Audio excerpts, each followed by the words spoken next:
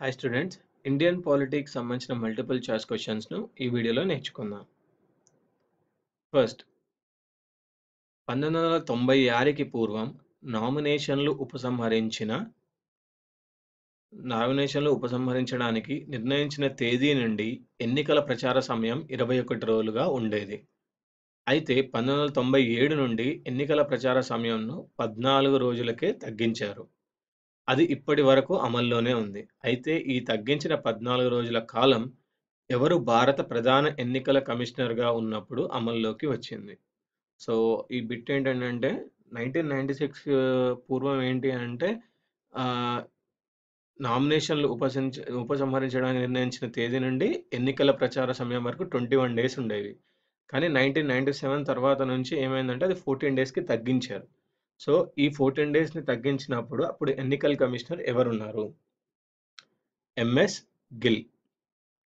ప్రస్తుత భారత ప్రధాన ఎన్నికల కమిషనర్ అయిన సయ్యద్ నసీం అహ్మద్ జైదీ ఎప్పటి వరకు పదవిలో కొనసాగుతారు? ఇప్పటి వరకు ప్రస్తుత భారత ప్రధాన ఎన్నికల కమిషనర్ అయిన సయ్యద్ నజీం అహ్మద్ జైదీ ఎప్పటి వరకు పదవిలో కొనసాగుతారు? 6th July 2017.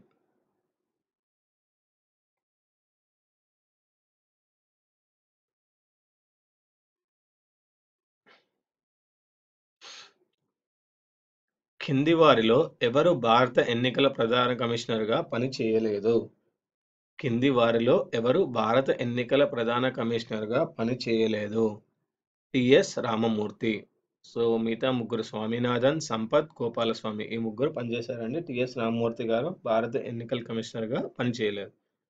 భారత ప్రధాన ఎన్నికల కమిషనర్గా పనిచేసిన టిఎన్ శేషన్కు ఏ సంవత్సరంలో రామన్ మొగససే అవార్డు లభించింది? భారత ప్రధాన ఎన్నికల కమిషనర్గా పనిచేసిన టిఎన్ శేషన్కు ఏ సంవత్సరంలో రామన్ మొగససే అవార్డు లభించింది? 1996లో.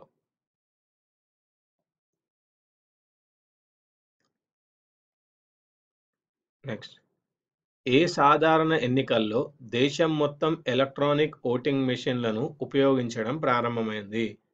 ఏ సాధారణ ఎన్నికల్లో దేశం మొత్తం ఎలక్ట్రానిక్ ఓటింగ్ మెషిన్లను ఉపయోగించడం ప్రారంభమైంది? 14వ సాధారణ ఎన్నికల్లో.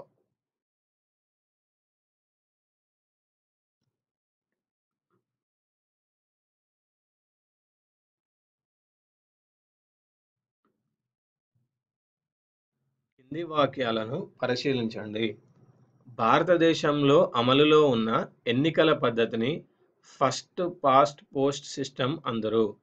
భారతదేశంలో అమలులో ఉన్న ఎన్నికల పద్ధతిని ఫస్ట్ పాస్ట్ పోస్ట్ సిస్టమ్ అందరు. ఎన్నికల పోలింగ్ స్టేషన్ యందు ఎన్నికల అధికారిగా వ్యవహరించినది డిప్యూటీ కలెక్టర్ మాత్రమే. ఎన్నికల పోలింగ్ స్టేషన్ యందు ఎన్నికల అధికారిగా వ్యవహరించినది డిప్యూటీ కలెక్టర్ మాత్రమే. సో ఆన్సర్ వచ్చేసి భారతదేశంలో అమల్లో ఉన్న ఎన్నికల పద్ధతిని ఫస్ట్ పాస్ట్ పోస్ట్ సిస్టమ్ అంటారు. ఇది ఆన్సర్ 1. నెక్స్ట్,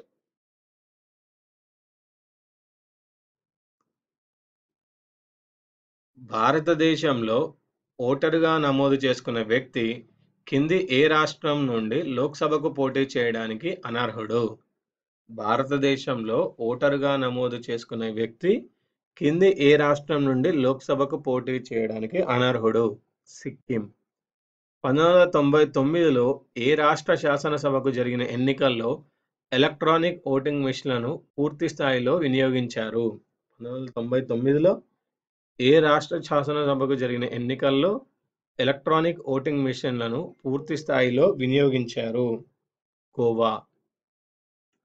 అక్టోబర్ 2015లో ఏ రాష్ట్ర శాసనసభకు జరిగిన ఎన్నికల్లో మొట్టమొదటిసారిగా ఈవీఎంలపై ఎన్నికలలో పోటీ చేసే అభ్యర్థుల ఫోటోలను పెట్టడం జరిగింది? అక్టోబర్ 2015లో ఏ రాష్ట్ర శాసనసభకు జరిగిన ఎన్నికల్లో మొట్టమొదటిసారిగా ఈవీఎంలపై ఎన్నికల్లో పోటీ చేసే అభ్యర్థుల ఫోటోలను పెట్టడం జరిగింది? బీహార్ ఎన్నికల్లో.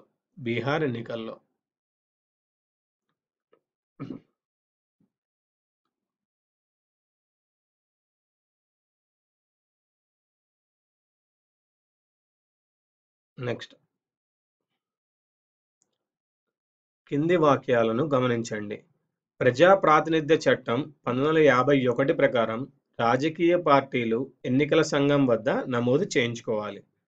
ప్రజా ప్రాతినిధ్య చట్టం 1951 ప్రకారం రాజకీయ పార్టీలు ఎన్నికల సంఘం వద్ద నమోదు చేయించుకోవాలి. నెక్స్ట్ మన దేశానికి స్వాతంత్రం వచ్చిన తర్వాత 1952లో గదర్ పార్టీని రద్దు చేశారు.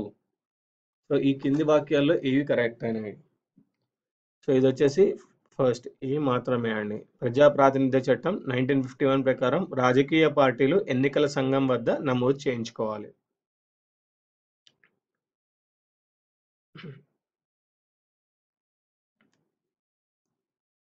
నెక్స్ట్ ఆప్నాదల్ పార్టీ ఇటీవల ఏ రాజకీయ పార్టీలో విలీనమైంది? ఆప్నాదల్ పార్టీ ఇటీవల ఏ రాజకీయ పార్టీలో విలీనమైంది? భారతీయ జనతా పార్టీ.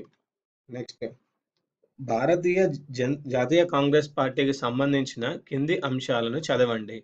భారత జాతీయ కాంగ్రెస్ పార్టీకి సంబంధించిన కింది అంశాలను చదవండి. 28 డిసెంబర్ 1885 సంవత్సరంలో రిటైర్డ్ బ్రిటిష్ సివిల్ ఉద్యోగి అయిన అలెన్ ఆక్టేవియన్ హ్యూమ్ ఈ పార్టీని స్థాపించాడు.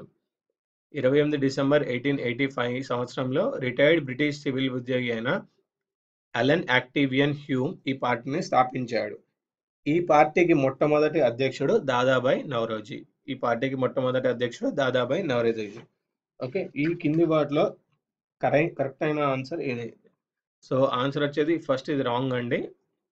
సెకండ్ వచ్చేసి ఈ పార్టీకి మొట్టమొదటి అధ్యక్షుడు ఐఎన్పికి మొట్టమొదటి అధ్యక్షుడు దాదాబాయ్ నౌరోజీ.